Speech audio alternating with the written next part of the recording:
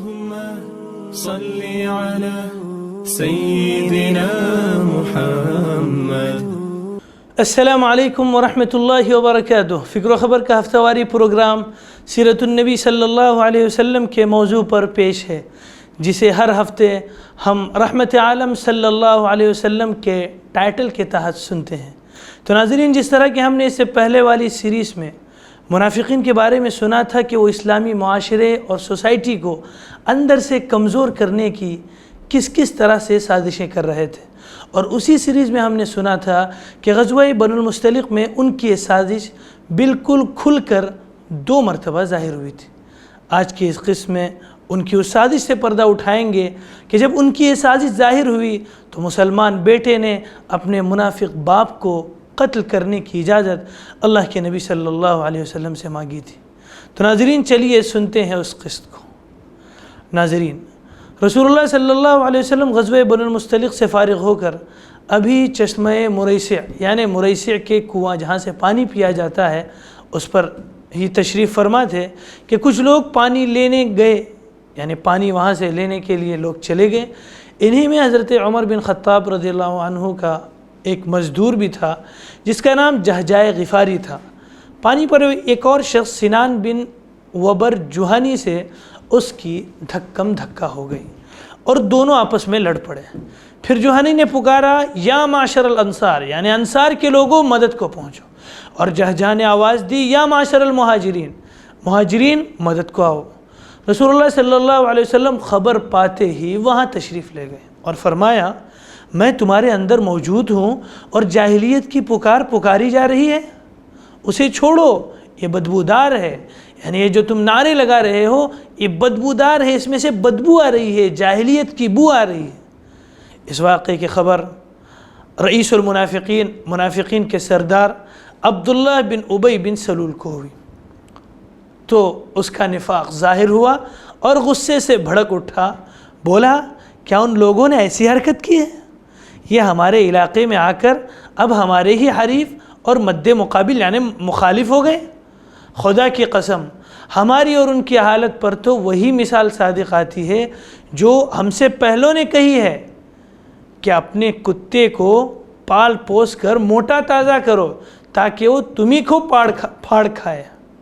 سنو، خدا کی قسم، اگر ہم مدینہ واپس ہوئے تو ہم میں کا معزز ترین آدمی، ذلیل ترین آدمی کو نکال باہر کرے گا، اسے شہر سے نکال دے گا۔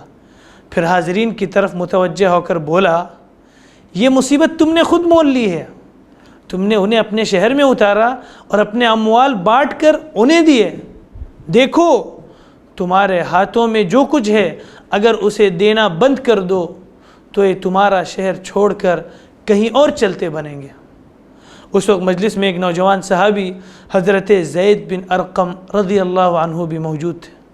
انہوں نے آ کر اپنے چچا کو پوری بات کہہ سنائی۔ ان کے چچا نے رسول اللہ صلی اللہ علیہ وسلم کو اطلاع دی۔ اس وقت حضرت عمر رضی اللہ عنہ بھی وہاں موجود تھے۔ بولے، حضور صلی اللہ علیہ وسلم، عباد ابن بشر سے کہیے کہ اسے قتل کر دے۔ آپ نے فرمایا، عمر، یہ کیسے مناسب رہے گا؟ لوگ کہیں گے کہ محمد اپنے ساتھیوں کو مارتا ہے، قتل کرتا ہے۔ نہیں، بلکہ تم کوچ کا اعلان کرو، یعنی یہاں سے نکلنے کا اعلان کرو، روانگی کا اعلان کرو۔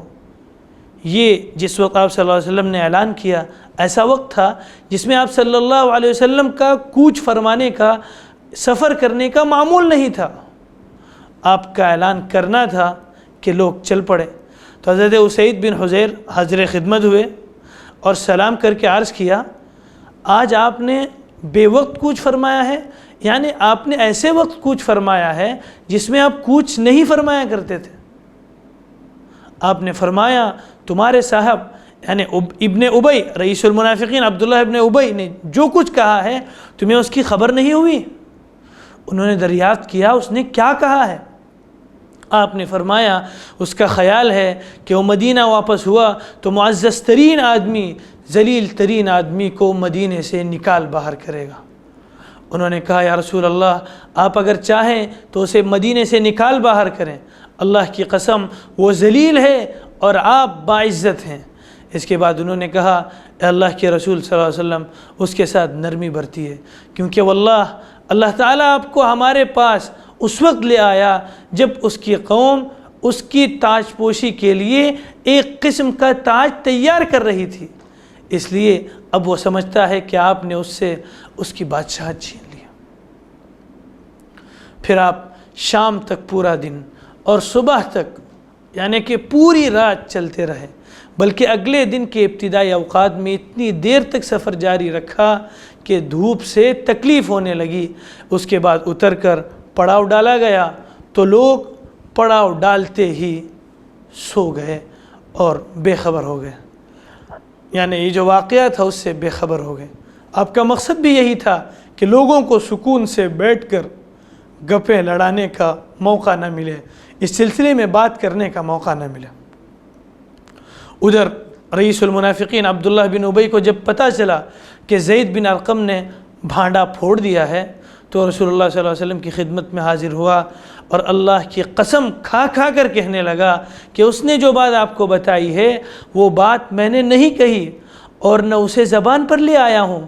اس وقت وہاں انصار کے جو لوگ موجود تھے انہوں نے بھی کہا یا رسول اللہ صلی اللہ علیہ وسلم ابھی وہ لڑکا ہے، یعنی زید جس نے آپ کو خبر دی ہے، زید ابن ارقم وہ لڑکا ہے، ممکن ہے اسے وہم ہو گیا ہو اور اس شخص نے جو کچھ کہا تھا اسے ٹھیک ٹھیک یاد نہ رکھ سکا ہو، اس لیے آپ نے ابن ابی کی بات سچ مان لی۔ حضرت زید کا بیان ہے کہ اس پر مجھے ایسا غم لاحق ہوا کہ ویسے غم سے میں کبھی دوچار نہیں ہوا تھا۔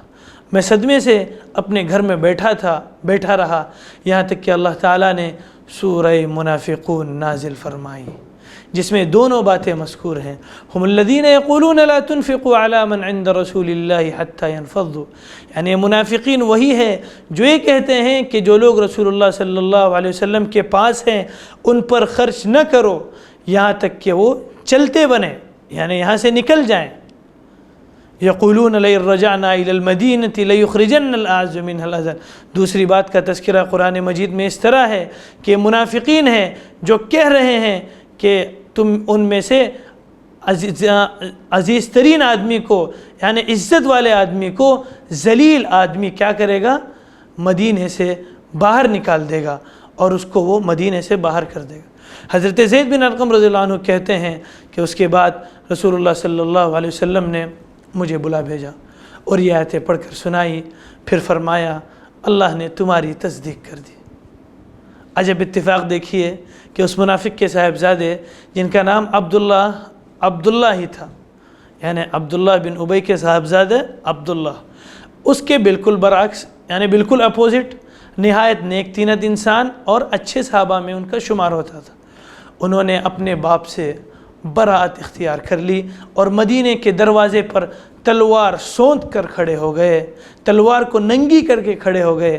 جب ان کا باپ عبداللہ بن ابی وہاں پہنچا تو اس سے بولے اللہ کی قسم آپ یہاں سے آگے نہیں بڑھ سکتے یہاں تک کہ رسول اللہ صلی اللہ علیہ وسلم آپ کو اجازت دے دیں، کیونکہ حضور صلی اللہ علیہ وسلم عزیز ہیں اور آپ ذلیل ہیں۔ اس کے بعد جب نبی صلی اللہ علیہ وسلم وہاں تشریف لائے تو آپ نے اس کو مدینے میں داخل ہونے کی اجازت دی اور تب صاحبزادے نے باپ کا راستہ چھوڑا۔ عبداللہ ابن ابی کے انہی صاحبزادے حضرت عبداللہ نے آپ سے یہ بھی عرض کیا تھا کہ اللہ کے رسول آپ اسے قتل کرنے کا ارادہ رکھتے ہوں تو مجھے فرمائیے، اللہ کی قسم میں اس کا سر آپ کی خدمت میں حاضر کر دوں گا۔ ناظرین، تو آپ نے سنا آج کے اس قسم میں کہ اس منافقین کی سازش کس طرح بے نقاب ہوئی اور کس طرح ان کی یہ سازش بے نقاب ہوئی۔ اگلے قسم میں وہ واقعہ بھی ہم سنیں گے، ان کی سازش کا وہ واقعہ بھی سنیں گے جس نے تمام مدینے والوں کو پریشان کر کے رکھ دیا تھا اور مدینے کی جو پوری سوسائٹی تھی اس کو ہلا کر رکھ دیا تھا۔ تب تک کے لیے مجھے دیجیے اجازت، اور ہاں، رحمت عالم صلی اللہ علیہ وسلم کی ان سلسلے وار سیریز پر اپنی رائے کمنٹ باکس ضرور کریں اور ہمارے چینل کو فکر و خبر ٹی وی کو لائک اور سبسکرائب بھی کریں، اور اس کے ساتھ رحمت عالم صلی اللہ علیہ وسلم کا یہ پروگرام دوسروں تک پہنچانے میں بھی ہماری مدد کریں۔ والسلام علیکم ورحمۃ اللہ وبرکاتہ۔ اللهم صل على سيدنا محمد وعلى آل سيدنا شفيعنا